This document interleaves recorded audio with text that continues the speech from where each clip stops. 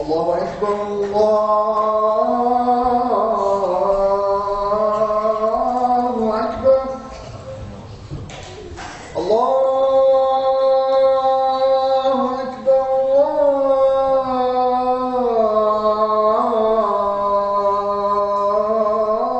الله أكبر أشهد أن لا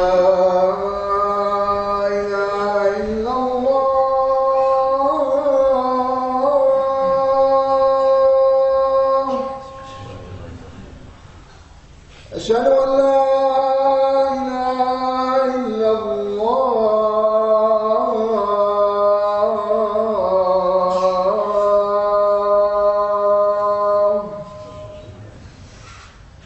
أشهد أن محمدا رسول الله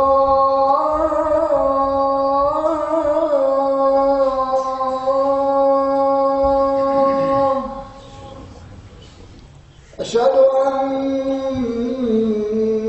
محمدا رسول الله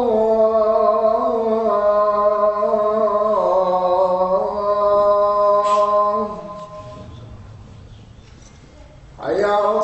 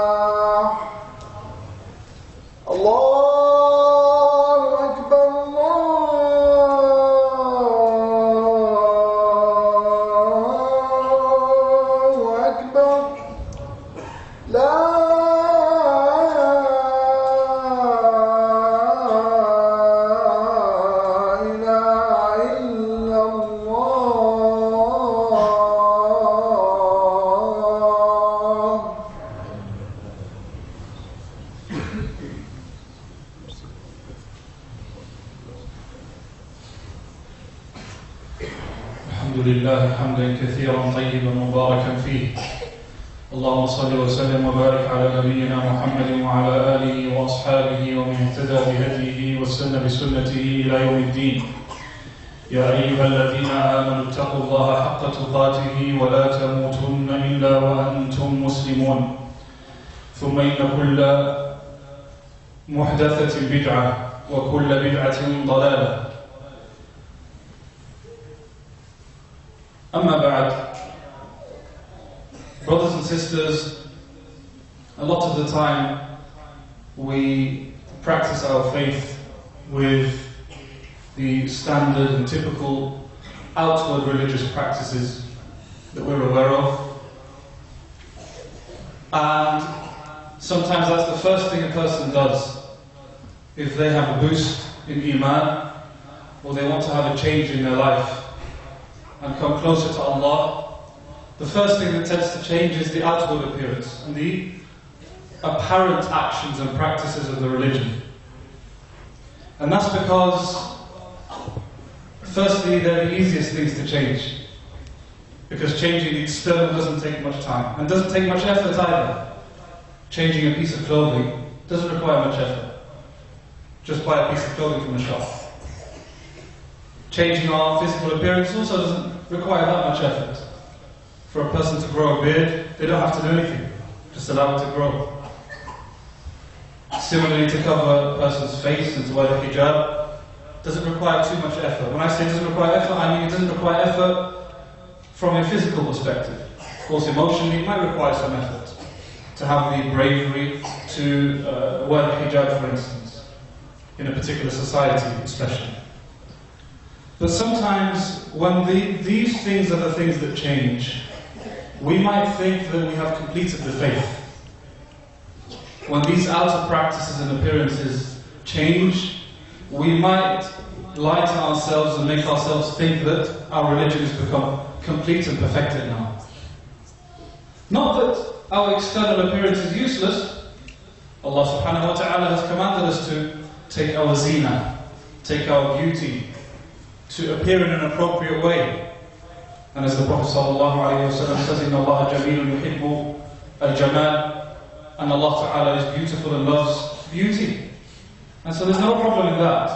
But the problem is in deceiving ourselves into thinking that that's the end of the journey. It's not even the beginning of the journey. How can it be the end of the journey? And when we become disappointed and find, you know what, I'm struggling to pray salah. I'm struggling to perform extra recommended actions. I'm struggling to keep away from a sin or many sins. I'm struggling this and I'm struggling that. We feel a sort of clash within ourselves. Because outwardly, we've done everything that we can to appear religious or complete in our faith. But then in reality, we find in ourselves that there's a problem. And this is why Allah subhanahu wa ta'ala on the Day of Judgment holds to account according to what's in the heart, according to the condition of the heart. Because the substance is there, the quality is there, the standard is there, the reality is there. Because a beautiful piece of religious clothing doesn't necessarily change a person's iman. In fact, it might put hypocrisy in a person's heart sometimes. Whereas the changing of the condition of the heart will definitely have an impact on iman. Changing the way we dress doesn't necessarily stop us from committing a sin that we used to commit. We're still the same person before that piece of clothing and after that piece of clothing. But changing the condition of our hearts will definitely make us stronger and more capable of keeping away from a sin that we used to commit or a sin that we currently commit. And thus the Prophet ﷺ says, إِنَّ اللَّهَ تَعَالَى لَا يَنْظُرُ إِلَى صُوَرِكُمْ وَلَا إِلَى أَجْسَامِكُمْ. Allah subhanahu wa ta'ala doesn't look at your appearances, صُوَرِكُمْ, nor your bodies, وَلَا أَجْسَامِكُمْ, وَلَكِنْ يَنْظُرُ إِلَى قُلُوبِكُمْ وَأَعْمَالِكُمْ. But He looks at your hearts and your actions. He looks at your hearts and your actions. And the purifying or the strengthening of the condition of the heart, it's not a one-day job. It's not a one-day task. As opposed to our external changes. That can be a one-day job maybe. And this is something that we ought to remember, that the strength of an individual's heart and the strong condition of one's heart can sometimes take months or years or decades. And some of the Salaf said, جَاهَدْتُ نَفْسِي فِي الْقِيَامِ 20 سَنَةً. I struggled with myself for 20 years until praying during the night became easy. 20 years. And another said, جَاهَدْتُ نَفْسِي 20 سَنَةً حَتَّى اسْتَقَامَتْ. I strived and struggled with myself for 20 years until it became upright, until he felt that, alhamdulillah, I have control of my nafs. I'm capable of easily doing what Allah wants me to do and easily keeping away from what Allah doesn't want me to do.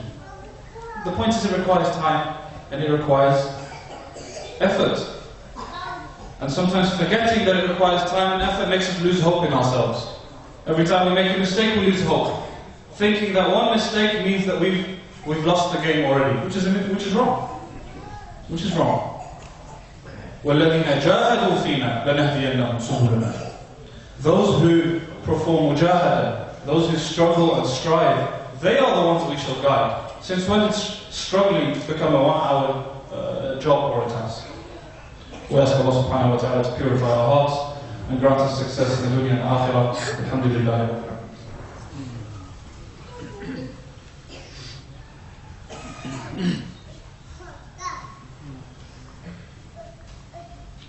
الحمد لله رب العالمين وأصلي وأسلم على من بعث رحمة للعالمين وعلى آله وأصحابه ومن اهتدى بهديه إلى يوم الدين.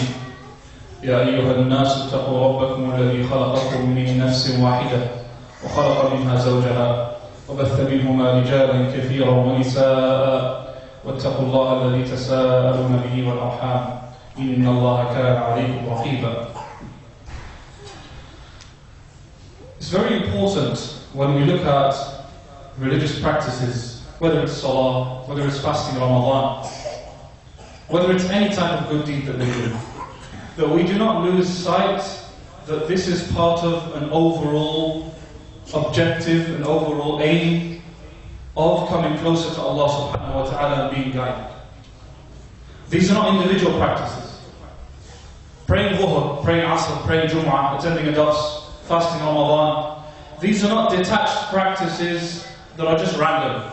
Yeah, do a bit of prayer over here, a bit of fasting over there, a bit of sadaqah over there, just bits and bobs of good deeds here and that's not the way that these things should be looked at.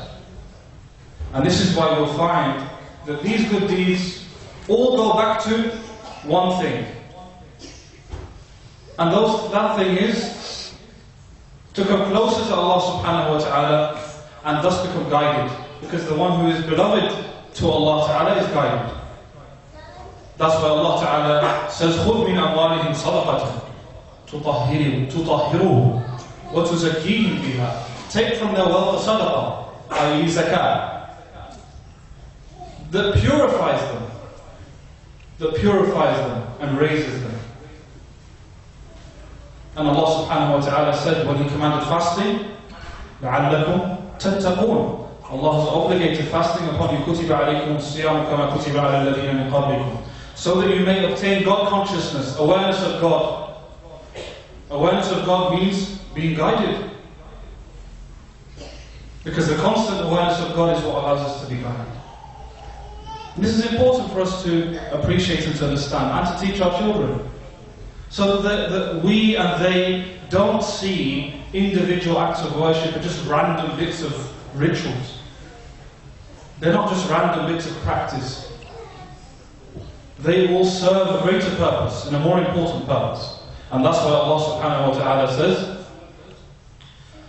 the most beloved thing that my servant does for me, or does and comes close to me with, is those obligatory things. وَمَا تَقَرَّبَ إِلَيَّ عَبْدِي بِشَيْءٍ أَحَبَّ إِلَيَّ مِمَّا افْتَرَضْتُهُ عَلَيْهِ. Obligations. 5 daily prayers, giving zakah, fasting Ramadan, performing hajj. These are the main obligations. وَلَا يَزَالُ عَبْدِي يَتَقَرَّبُ إِلَيَّ بِالنَّوَافِلِ حَتَّى أُحِبَّهُ. And my servant continues to perform acts of worship to come closer to me, and he continues to come closer to me through doing these things until he becomes beloved to me. And when he becomes beloved to me, كُنْتُ سَمْعَهُ الَّذِي يَسْمَعُ بِهِ, I become his hearing that he hears with. وَبَصَرَهُ الَّذِي يُبْصِرُ بِهِ, and I become his eyes that he sees with. Allah is saying this. Allah becomes our eyes that we see with. وَيَدَهُ الَّتِي يَبْطِشُ بِهَا, and I become his hand that he holds with. وَرِجْلَهُ الَّتِي يَمْشِي بِهَا, and I become his foot that he walks with. And if he asks me, I shall give him, and if he seeks protection from me, I shall grant him. So what does that mean? That means these obligatory actions that we're performing, and these good deeds that we're performing, they are there to come closer to Allah subhanahu wa ta'ala. Constantly coming closer to Allah.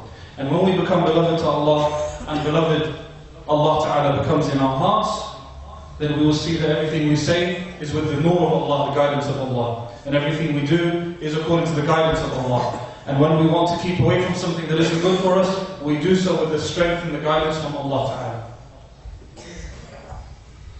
And with Ramadan approaching, this should be kept in mind. Because sometimes we can get caught up with numbers. I read the Quran 100 times. I read this surah 20 times. I completed the Quran 6 times. And maybe some of us will read the Quran, one chapter of the Quran, and then count the number of rewards. And the Prophet said, this letter is times 10, and this is times 10, and that's times 10. This verse has 386 words, and therefore 386 times. This is, the religion is not mathematics. Allah Ta'ala doesn't reward like us. where we give exactly what the person deserves. You give me something worth £5, I will give you £5. You give me this, I'll give you that back. Allah subhanahu wa ta'ala, when He talks to us about good deeds and how much He shall reward us, He's not encouraging us to be mathematical about these things. He's only giving us an idea and an understanding of how important a certain good deed is. Otherwise, the ultimate objective is to come closer to Allah subhanahu wa ta'ala, and closer and closer and closer, and ultimately this is what leads us to guidance. So there's plenty to say about this topic, but the point is, I hope that we can enter Ramadan, and I ask Allah ta'ala to grant us all success, to witness Ramadan and be successful during this month of Ramadan, because the month of Ramadan is an opportunity. It's an amazing opportunity to soften these hearts a little bit, and purify these hearts of ours a little bit, and to come closer to Allah subhanahu wa ta'ala a little bit. And it's easy for us to keep away from things that are constantly digging and damaging our hearts. Ramadan, Allah ta'ala has made it easier for us to keep away from things that are poisoning our hearts. This is why during the year we sometimes feel like there's no progress in our religion.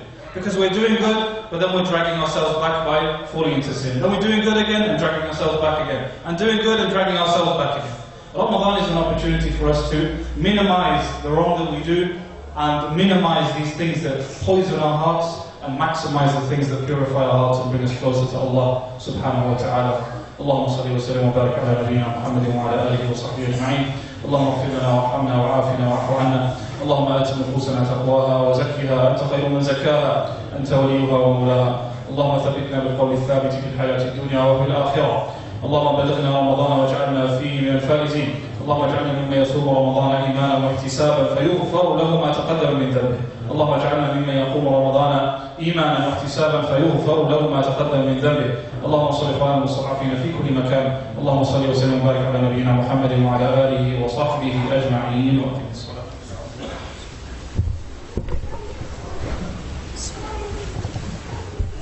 الله أكبر الله أكبر أشهد أن لا إله إلا الله أشهد أن محمدا رسول الله حي على الصلاة حي على الفلاح قد قامت الصلاة قد قامت الصلاة الله أكبر الله أكبر لا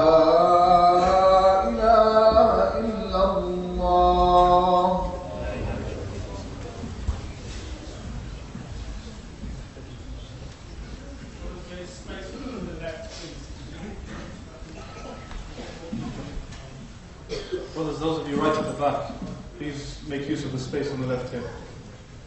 On your left.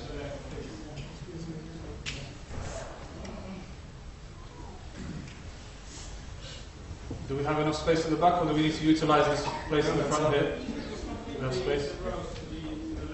Okay, just please make sure those spaces are filled. Right to the end. So, Allahu Akbar.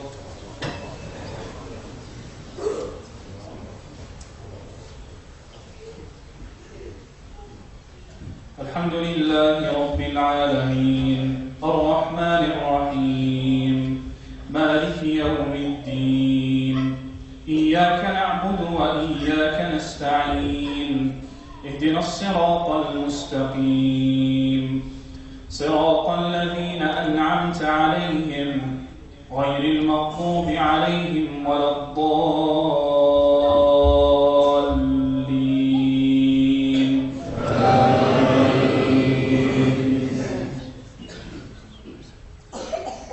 والسماء والطارق وما أدراك ما الطارق النجم الثاقب إن كل نفس لما عليها حافظ فلينظر الإنسان مما خلق من ماء دافق يخرج من بين الصلب والترائب إنه على رجعه لقادر يوم تبلى السرائر فما له من قوة ولا ناصر والسماء ذات الرجع والأرض ذات الصدع إنه لقول فصل وما هو بالهزل إنهم يكيدون كيدا وأكيد كيدا فمهل الكافرين أمهلهم رويدا.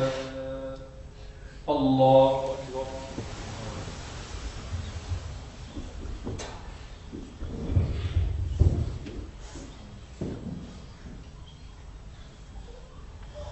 سمع الله لمن حمده.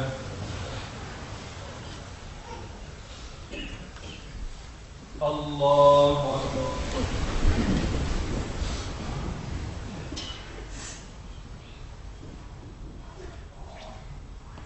الله أكبر.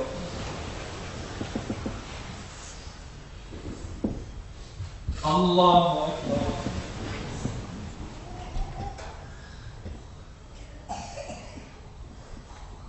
الله أكبر.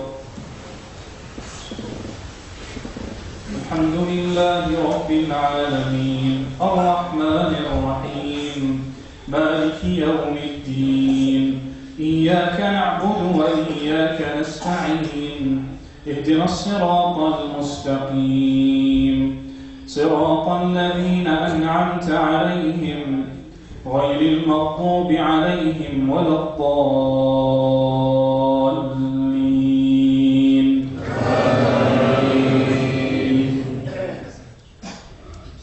سبح اسم ربك الأعلى الذي خلق فسوى والذي قدر فهدى والذي أخرج المرعى فجعله غثاء أحوى سنقرئك فلا تنسى إلا ما شاء الله إنه يعلم الجهر وما يخفى ونيسرك لليسرى فذكر إن نفعت الذكرى سيذكر من يخشى ويتجنبها الأشقى الذي يصلى النار الكبرى ثم لا يموت فيها ولا يحيا قد أفلح من تزكى وذكر اسم ربه فصلى بل تؤثرون الحياة الدنيا والآخرة خير وأبقى إن هذا لفي الصحف الأولى صحف إبراهيم وموسى. الله أكبر.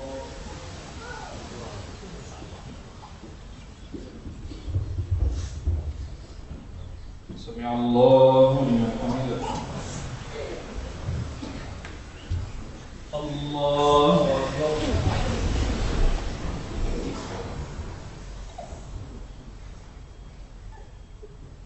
الله أكبر. الله أكبر. الله أكبر.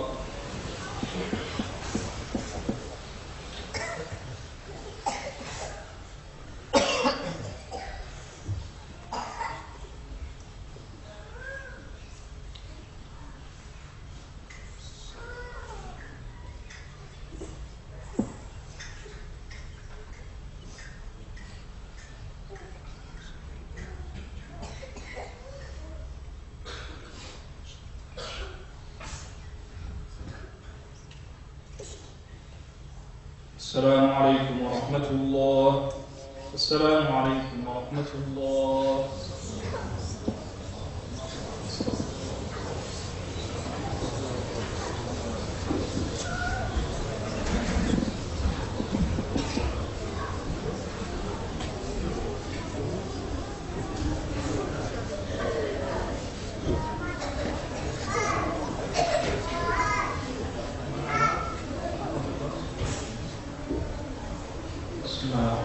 Just a brief reminder that after Salat al-Maghrib tonight we'll be continuing looking at the verses of the tafsir of the verses of fasting in Surah Al-Baqarah and the hadith of the chapter of fasting of Umdat al-Ahkam. That'll be from Maghrib inshallah ta'ala after Salat al-Maghrib to Salat al-Isha.